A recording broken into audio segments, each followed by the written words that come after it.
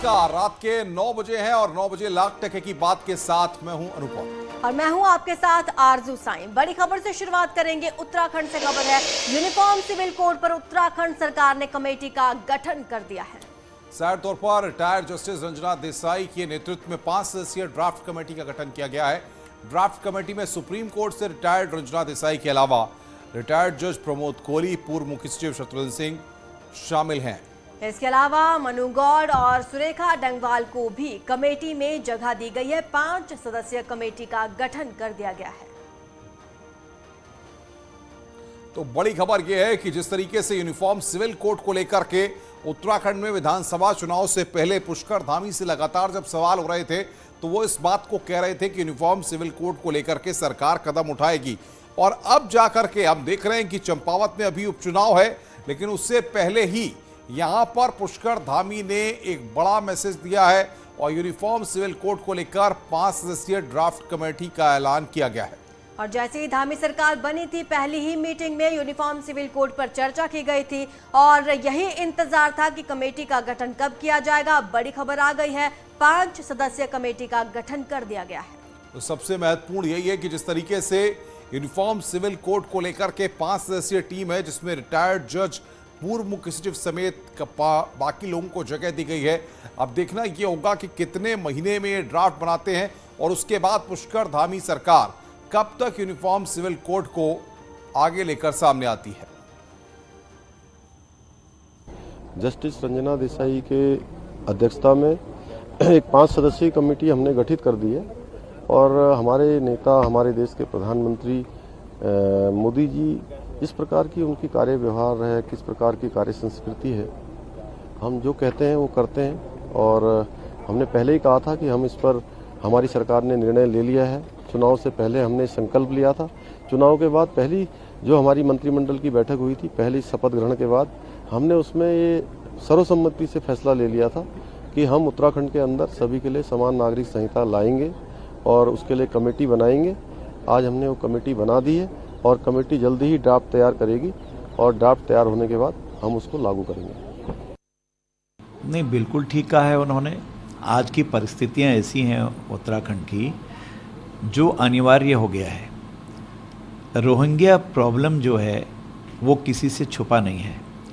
इस समय आइडेंटिफिकेशन हुआ है कई जगह, तो कई ऐसे लोग पाए गए जिनके पास कुछ था ही नहीं, यहाँ का एड्रेस ही नहीं है। वो कहाँ के हैं, कौन हैं, कैसे हैं, कहीं पर उन्होंने कहाँ का दिखाया है, कहीं को अपने को कहीं का दिखा रखा है, लेकिन उसका भी आइडेंटिफिकेशन हो रहा है कि कितना सही है। चलिए अब समझते हैं कि यूनिफॉर्म सिविल कोड आखिर है क्या और जरूरत क्या पड़ी। सभी धर्मों के लिए समान कानून, शादी, तलाक और संपत्ति के लिए एक कानून, बच्चों को गोद लेने के लिए भी एक ही कानून होगा। बिल्कुल, और अलग धर्म के लिए अलग कानून जो है वो खत्म होंगे। अलग अलग धर्मों के लिए पर्सनल लॉ खत्म होंगे। ये यहाँ पर बड़ी महत्वपूर्ण बात है। एक बार फिर हम आपको बता दें कि क्या है सभी धर्मों के लिए समान कानून, शादी, तलाक और संपत्ति के लिए एक कानून, बच्चों को गोद लेने के लिए भी एक कानून लागू होगा। आगे बढ़ते हैं। मथुरा के श्री कृष्ण जन्मभूमि और शाही ईदगाह मस्जिद केस में एक नई याचिका दाखिल हुई है। याचिका में कहा गया है कि ठाकुर केशव देव की पौराणिक मूर्ति आगरा के लाल किले में दबी हुई है, जिसको निकाला जाए। ईदगाह मस्जिद केस में नया मोड़,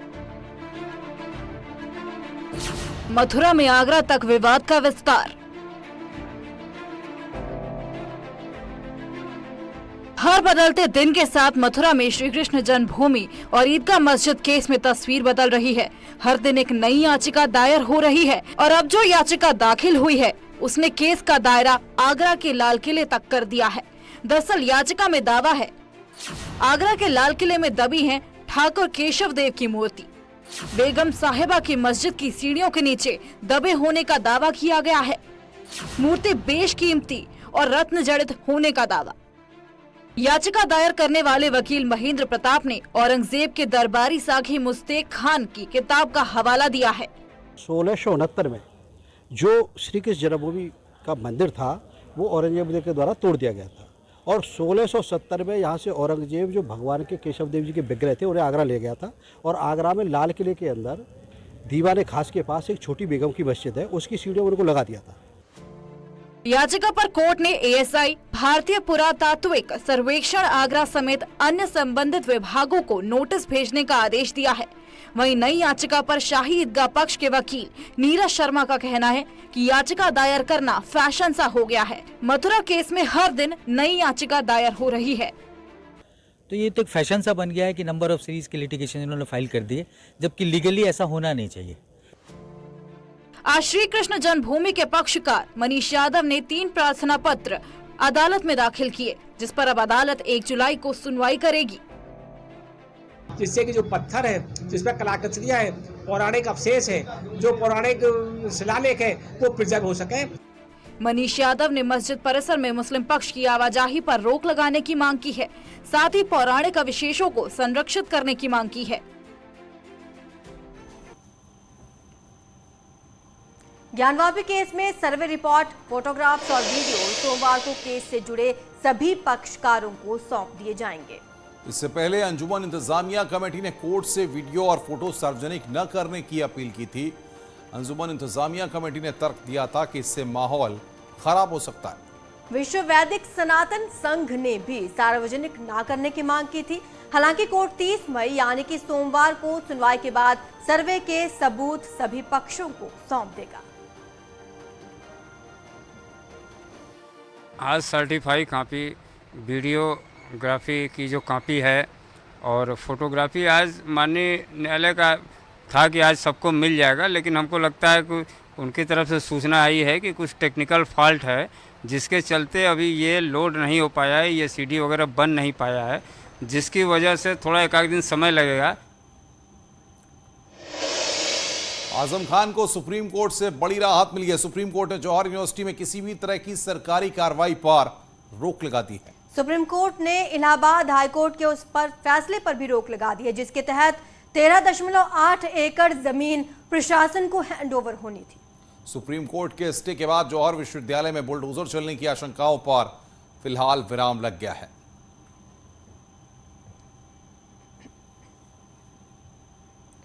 बुधवार को अखिलेश यादव ने सदन में योगी सरकार को घेरा था।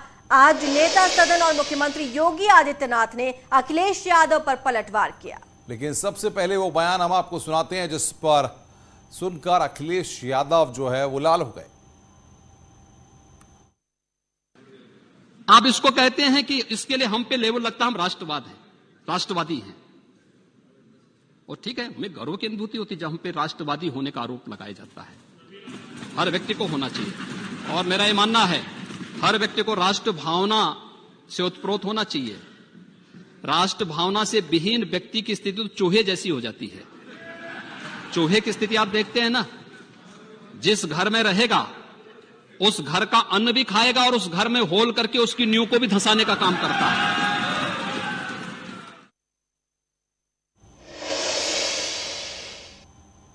तो सीएम योगी ने एक एक करके हर मुद्दे पर अपनी बात रखी, विपक्ष पर पलटवार किया, जिसके बाद अखिलेश यादव ने प्रेस कॉन्फ्रेंस कर सीएम योगी के वार पर पलटवार किया।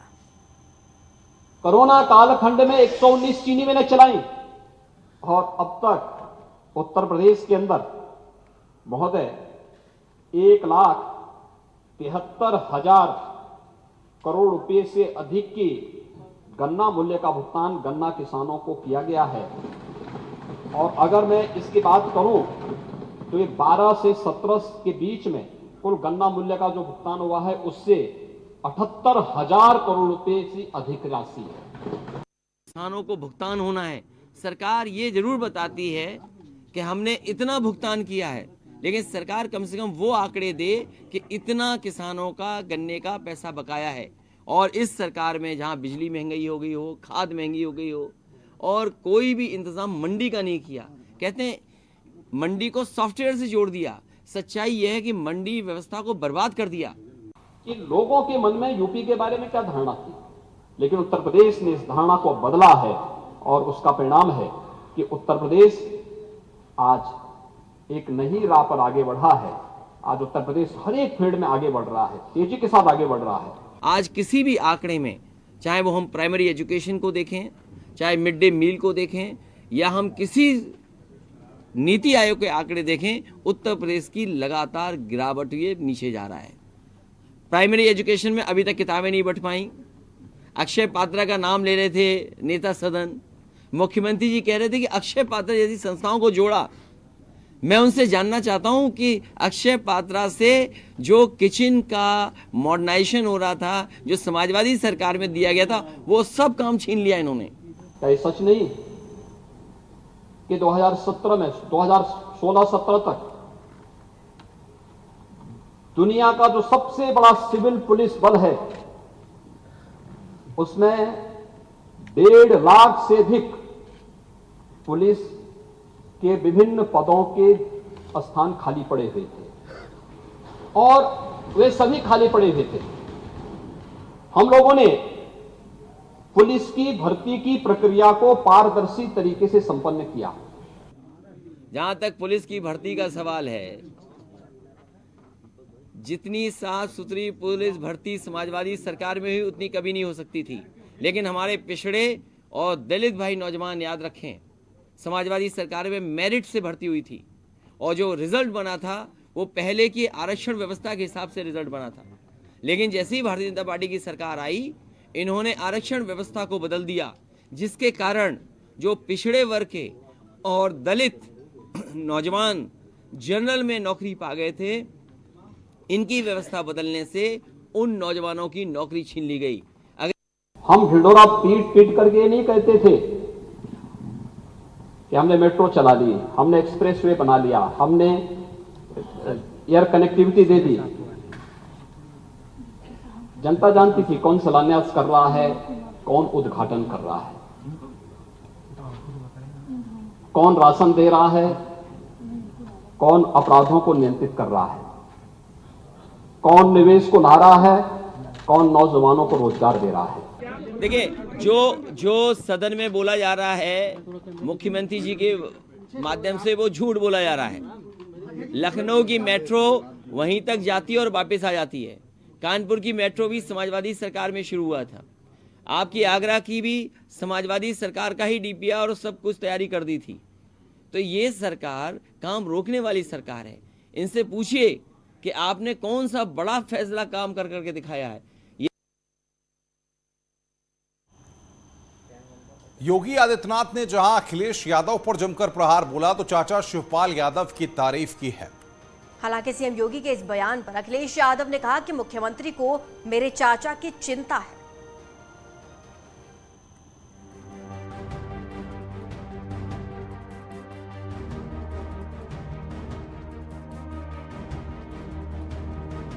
मैंने कहा कि मुख्यमंत्री उत्तर प्रदेश के ईमानदार हैं, मेहनती हैं।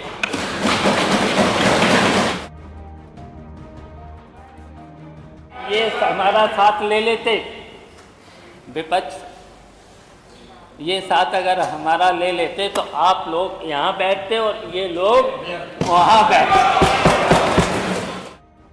गुरुवार को सदन में शिवपाल यादव के इस बयान ने सियासत में तूफान ला दिया। इस बयान ने उस सवाल को सियासत के आसमान में तान दिया, क्या शिवपाल विपक्ष में होकर भी सत्ता पक्ष यानी बीजेपी के करीब है?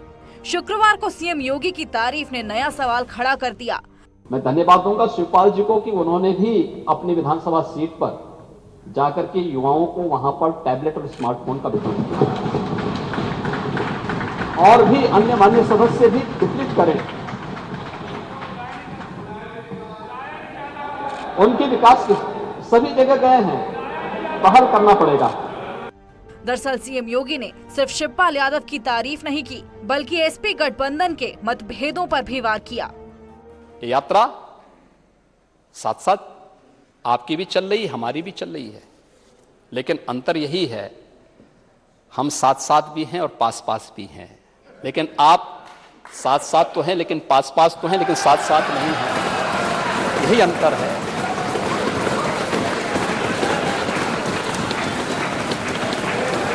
हम में और आप में यही अंतर है। हम पास पास भी हैं और साथ साथ भी हैं। यूं तो सीएम योगी ने सदन में जो भी कुछ कहा उस पर चर्चा पहले से ही चल रही थी, लेकिन सीएम योगी ने जब सदन में बात उठाई तो अखिलेश यादव को बरबस जवाब देना पड़ा। नेता सदन ने हमारे चाचा की बहुत चिंता की। अभी तक तो मेरे चाचा थे, लेकिन अब तो नेता सदन भी उन्हें चाचा बोल रहे हैं। मुख्यमंत्री के बयान पर जब अखिलेश यादव बोल रहे थे, ठीक पीछे बैठे चाचा शिवपाल यादव मुस्कुरा रहे थे। हालांकि इस तस्वीर ने बीजेपी को सवाल उठाने का मौका जरूर दे दिया। आप जानते हैं कि समाजवादी पार्टी बुरी तरह से अंतर विरोधों से घिरी हुई है और वो डूबता हुआ जहाज है। अब आज में उनकी नीति और एजेंडे से कोई खुश नहीं है, उनके अपने लोग खुश नहीं हैं और उन्होंने जिस प्रकार का भ्रम फैलाया था उसका भ्रम खुद उसके शिकार हुए हैं। हालांकि शिवपाल यादव को लेकर चर्चा जितनी तेजी से हो रही है उससे साफ है कि शिवपाल यादव और अखिलेश यादव में दूरियां इतनी बढ़ चुकी हैं कि इन दूरियों को अब कम नहीं किया जा सकता। Bureau report. रुक रहे हैं यहाँ पर एक ब्रेक के लिए, जल्द हाजिर होंगे।